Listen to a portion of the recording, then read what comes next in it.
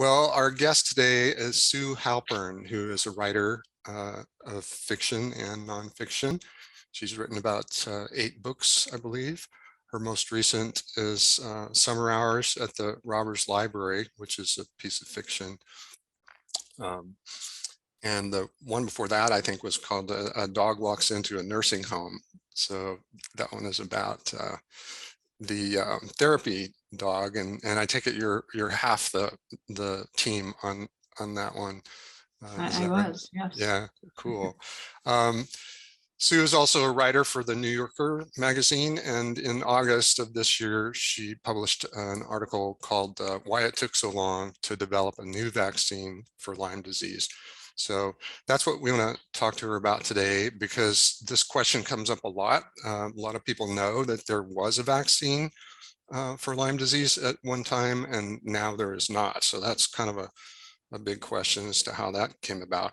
And then there's a lot of background, and Sue did a lot of research into this. So the article is in the New Yorker. We're just going to talk about the content there today. Sue, welcome. It's great to have you here. Thank you. Yeah. So this article, as I said, so many people that know about Lyme disease, that's one of the first questions that they ask, like, why can't we just prevent the disease by doing something in advance, taking a pill, or these products are available for pets, dogs in particular. So the question is, why can't we do something like that for humans? And then you took a look into how it came about that the vaccine existed and now there is none. Yeah. So what was your original interest in this topic? Well, I live in Vermont, a place where for the longest time we did not have deer ticks. We did not have Lyme disease. It was fairly rare. And primarily because of climate change, the range of the ticks is moving into these formerly more northern climes, and now they're a little warmer. And so Vermont, per capita, I think, has the most incidence of Lyme disease, and which is very weird because for the longest time we had almost none. I like to go walking in the woods with my dog, and I just started to find myself kind of nervous about that and uncomfortable about that. And I also knew a lot of people who had gotten Lyme disease, and of course I would bring my dog to the vet every year, and she would get her Lyme vaccine, and then she would get her the chews that she takes once a month to have those ticks die on her before they can Right. start crawling around me. Yeah. So it just seemed like this weird perfect storm of nothingness. It's like, I'm going to go walk with my dog who's not going to get Lyme, but I am, and that just not seem right. So I just started to look into it and found some really interesting things along the way. Yeah. It sounds like, and it sounded like there were a number of factors that kind of contributed to this demise of the vaccine. So it was fully developed, right? And Yeah. many people had actually gotten the vaccine. Yeah. So this was 20 years ago. Mm-hmm. And 20 years ago, the incidence of Lyme was, not that great. Again, we didn't have the kind of climate change adjustments to our climate that we have now. And the ticks were fairly well localized in certain places. Particularly, it was very well known in Lyme, Connecticut, where it got its name, in Martha's Vineyard, on Nantucket, those were parts of Long Island. So these are all sort of coastal areas. And so it wasn't that prevalent, but there were researchers who wanted to do something about it. And they came up with a way, they believed, that would neutralize the bacteria in the gut of the tick, Mm-hmm. by giving people a series of 3 injections, 3 vaccines. It's 1 vaccine, 3 shots. Yeah. And yeah, a lot of people got it. It seemed to have an efficacy rate of just around 80%. 80.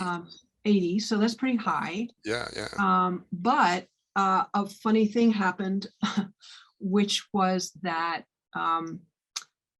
people who had what we could call like long Lyme, so Lyme disease that didn't get knocked out by a course of antibiotics, Mm-hmm. which are really important to take when you find out that you've gotten it and gotten it early. Right. But for a lot of people, it's too late, and they have all sorts of manifestations of Lyme disease, and not unlike long COVID, cognitive issues. And in any case, a lot of those folks believed that the actual vaccine caused what they were calling Lyme arthritis. So a kind of rheumatoid kind of reaction to the vaccine. And they mounted a campaign to get the FDA to remove its approval of this vaccine. And because of the way the FDA had approved it, which was in this way that made it open to individuals being able to sue the pharmaceutical company, they did. And there was a big class action suit against the manufacturer.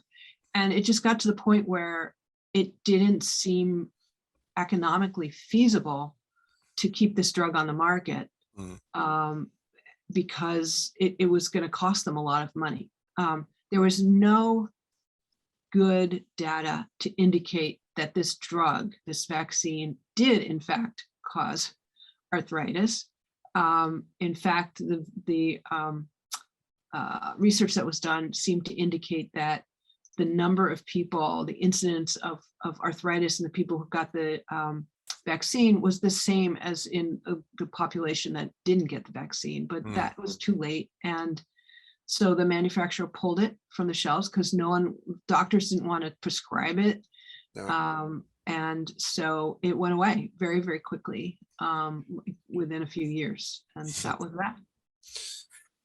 Wow. And this is not an uncommon event, I guess, where it's just more, it's easier for the company to pull the drug than, face all those lawsuits, even if they could fight it, I suppose, and show that, that the drug was working. Exactly. You mentioned also a couple other things. Yeah, the arthritis, and then the fact that they could sue. Excuse me. And then the CDC had something to say about this vaccine as well. Yeah, it was kind of interesting. The CDC's, when they were recommending it, they called it a yuppie vaccine, and they made disparaging remarks about the fact that this would be a vaccine for people who are wealthy enough to vacation on Martha's Vineyard or buy expensive Nike sneakers. It was very odd. I mean, seriously, It was like such an editorial comment.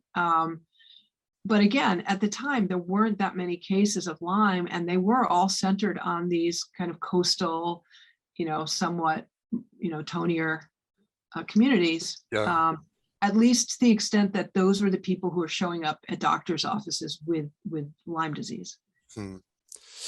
Well, and that is an issue still today, I guess, that a lot of doctors are not even aware or don't have that much background in Lyme. So it's often difficult to kind of show that is what's going on. So maybe there was a more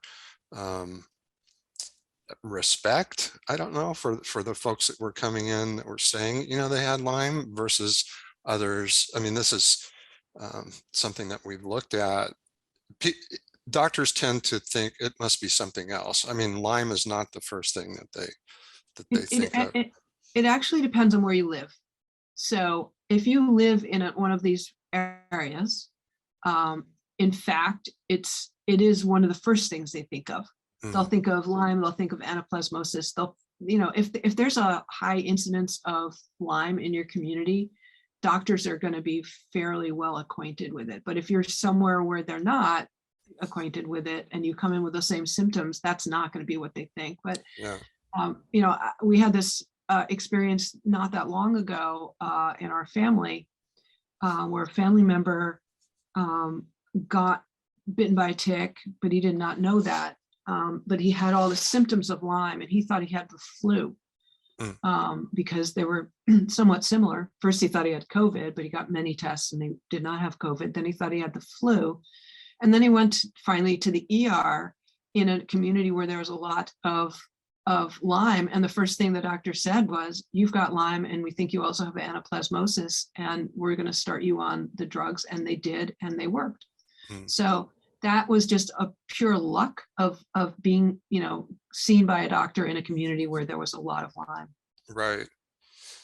Yeah, I mean, some of the groups that we work with, this is really one of their main focuses is just education of doctors and then helping people get in touch with the doctor that's more familiar with this. But, thanks to the internet, there's more of an opportunity to get this information and look at people who've gone through the same kind of thing. There's a gal by the name of Olivia Goudreau, who went through about a year and a half, I think, of going to various doctors until she found some that said you must have Lyme. So, that was kind of an arduous and detrimental, as you've said. If you don't get the antibiotics fairly soon, then you're more kind of locked into this long-term effects of the disease. So, yeah. So then, in terms of what's going on today with either a vaccine or I take it there's some other avenues, not just vaccines, but different ways, things that people are proposing to solve the question here. And you looked at some of those as well. I did. The obvious question that you raised before is like, why can my dog get this stuff and I can't? Right. And so I started looking to see if anyone was working on some kind of preventative or some kind of therapeutic that would make this an easier disease to deal with. And I found a bunch of people, a bunch of research groups getting very close. There is a French company called Valneva. They came up with a vaccine that's very similar, but a little more sophisticated than the original vaccine. And they have had good enough results that Pfizer has partnered with them, and they're in their second phase 2 clinical trial, this one for young people, because kids spend a lot of time outside in the grass, or ideally they do. So they are likely to see a lot of Lyme in children. So they're in that phase of their study. If that goes well, which it will, they'll go into phase 3, and they hope to have a drug out in the market probably by 2024, 2025, something like that. But there's this other group in Massachusetts, and I should say that almost everyone who's working on a Lyme disease vaccine or therapeutic now worked on the original vaccine. So there's a physician and researcher at the University of Massachusetts, and he and his team have come up with a monoclonal antibody that's not a vaccine, it's a shot. And the idea is you get it once a year at, prior to the height of Lyme tick season. Right. And it lasts about 9 months. And then it sort of dissipates through your system, and sort of hopefully the ticks do too outside. And then, you get the shot the next year. It's not unlike, say, a flu shot that you get annually. Right. And they're about 2 to 3 years out as well from getting this thing approved. I read the other day that a researcher at Yale named Eric Fitrig, who again was one of the original Lyme vaccine researchers, is using mRNA to come up with a way to treat or to sort of neutralize the tick. Right. And then there's a group out in California that's taking the main ingredient of one of the dog and cat chews and repurposing that for humans. So again, and that would be more like, it would probably be like a pill Yeah. that you would take, but they're a little farther out. They're probably 4 or 5 years out, if not longer. I'm not that familiar with the dog chews. So do they come in good flavors? I imagine for the dogs, it's kind of like bacon and stuff like Yeah, that. But they're like beefy. I did joke with the guys who are making it, like, please give us better flavors than, beef. But then they said there would be no flavor. So oh, that's a bummer. I know, that's what I thought. Yeah, so I mean, this is one of the questions that comes up, is like, how do you approach this in terms of who should be taking these? I guess if it's a pill and it's pretty easy, then you can kind of leave it to whoever determines that they think they're susceptible. Yeah. Yeah, it's the same with your dog. But I think they're testing this ideally for people who live in places where there's a high incidence of Lyme disease and a lot of ticks. Or if you're going to travel to a place, let's say you're going to vacation on Martha's Vineyard, you don't live there, you still might want to get some preventative. Nothing's going to be 100%, obviously. That's the first thing. The second thing is, all of these things are at least possibly not the mRNA vaccine that the guy at Yale is working on, but all of these are specific to Lyme. And as you know, Right.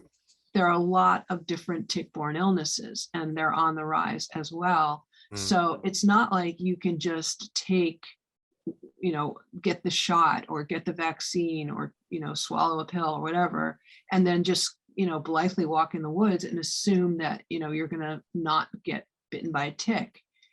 Right. Or not get Lyme disease. And so, the ideal therapeutic would be something that would kill the tick before it ever had the opportunity to bite you, and transmit whatever bacteria, or in one case virus, that could, create havoc in your body. So right now, a lot of what's being developed is Lyme specific. That just doesn't necessarily keep you safe from getting a tick-borne illness. Oh, I see. So if I mean, most of these are in the gut of the tick beforehand. And so if you can prevent this gut transmission, then you're effectively preventing anything that's going to pass that way. Well, it depends, because a lot of the gut transmission that is being worked on now is specific for the Lyme bacteria. So it's possible that the tick would be carrying other bacteria or virus, and it wouldn't kill those. So ideally what you'd want to do is kill the tick before it had an opportunity to latch onto you, or at least to transmit. It takes, I think they say, like some period of time, like 24 hours before it sort of starts doing that. I don't know if that's true for anaplasmosis or some of the other tick-borne illnesses, but right now, I think the only danger that I can anticipate with any of these drugs has nothing to do with the drugs themselves. It has to do with a sense of complacency that might arise if you take this and you assume you're never going to get sick from a bite from a tick, and you can't make that assumption anymore. Right. Just because all the other tick-borne illnesses are also on the rise. They're just not as prevalent as Lyme. Exactly. So you've still got to be vigilant about, if you're out in the woods, then when you come back, you've got to do the tick check that people talk about. Yeah. And Yeah. I should say, yeah, Yeah. I mean, I'm a, a firm advocate in basically bathing your clothes in permethrin and, making sure that you don't really give the ticks an opportunity to crawl into your body by, putting your socks over your pants and tucking in your shirt and right. that kind of stuff. That does not mean that it won't happen. Yeah. But it lessens the opportunity for the tick to start spending a lot of time on your skin. Yeah, that's the key, because they're pernicious little things, and they They are. find ways to get to where you're not going to Right. find them easily. And then they have these whatever they're called, they secrete a kind of chemical that makes that bite less Right. irritated, I Yeah, guess. it numbs. It's basically an anesthetic, so it numbs it Yeah, so you don't feel it, yeah. which is brilliant evolutionarily, but really Evolutionarily, yeah. not helpful. Yeah, I mean, we've learned too about the stuff that they call cement, where the tick, once it latches on, it has this kind of a fluid stuff that hardens, and it keeps that tick attached because it has to be attached for a long period of time. Yeah. So I think even some researchers are trying to figure out how they can use this cement in other areas like surgery or stuff like that. So not with ticks involved. They Yeah, wouldn't have that to would be. be, calling in the ticks for that part of the surgery. But anyway, well, great. This is really interesting. Are there other things in the process that you looked into? Like, I was wondering, imagine when you do an article like this, there's other stuff that you looked at that maybe it didn't get the final cut and go into the article, but were there other things that you would have included or you found interesting in terms of the research or whatever? Yeah, there was one thing that was really interesting to me. It was that I was talking to one of the main tick researchers, and he works a lot on Martha's Vineyard in Nantucket, and he's been doing it for, I don't know, 20 or 30 years. He told me that the longer he works in a tick infested area and the more ticks that climb all over him, the less likely it is to get sick. He finds that he has built up what he thinks is a natural immunity, given the fact that he's been bitten so many times. Mm-hmm. And so there are researchers who are looking into that and trying to figure out, well, how did that happen? Right. And so that's kind of interesting. I don't know that they're going to solve that particular problem, but it's just an interesting idea that he's no longer worried when he goes into the field that he's going to get Lyme disease, which may be foolhardy, but so far has been borne out. Yeah. I mean, he's gotten Lyme numerous times, just given the length of his, research and where he works. Sure. And then another person told me that he sprayed his pants, one leg with the permethrin and one without it. And then he watched on the leg where he had sprayed the stuff, he watched the ticks just fall off one by one by one, whereas on the other side, you had to deal with the ticks. Right.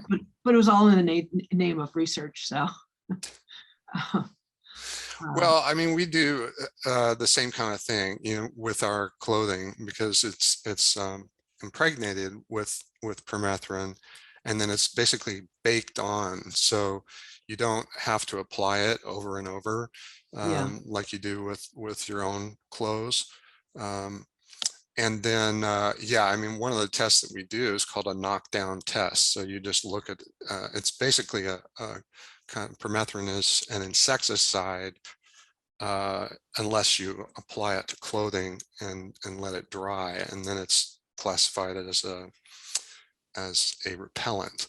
So there's a difference there, in terms of the toxicity and stuff. But I mean, that's one of the things, is just the awareness around ticks, and some of the those are easy things to do, to let people know Yeah. they need to tuck their pants into their socks. And if they happen to be treated with permethrin and tucked into their socks that are treated with permethrin, it's just better. I mean, curing the disease is a lot more difficult, or, doing the Yeah. vaccine and so forth. So ideally, you're doing all of those things. Yeah. I think it's funny. I'm just been, very adamant with my family about spraying the permethrin, and I have it a can in my car, and I have it on my porch. It's just everywhere. And to the amusement, I would say, of my family, until someone got Lyme disease, and then it was like, oh, you guess you were right. Yeah. Like, yeah, unfortunately, I was right. So, I mean, we're not going to solve this problem, 100% by spraying our clothes, but it just gives us a fighting chance. Yeah. Well, I like to hear that test. So, test the sort of subjective and spraying it on half your clothing. The problem there, of course, is that the other half is still quite susceptible to the tick Yeah. bites. Well, he was a researcher, so he had it under control. Okay. But yeah, I think he knew exactly how many ticks he had released on, these guys collect ticks. It's, Yeah. because they want to study them. So Yeah. a lot of ticks at their disposal. I was going to ask about that because I think some of the other books that you've written look at the kind of culture, or how, what was the one, was it on memory, where you were Yeah. looking at the culture of the researchers, and kind Yeah. of, and maybe same with the book on the library, the recent one, where it was, the books are of course a draw, but then what really became the draw was the people in the library. Yeah.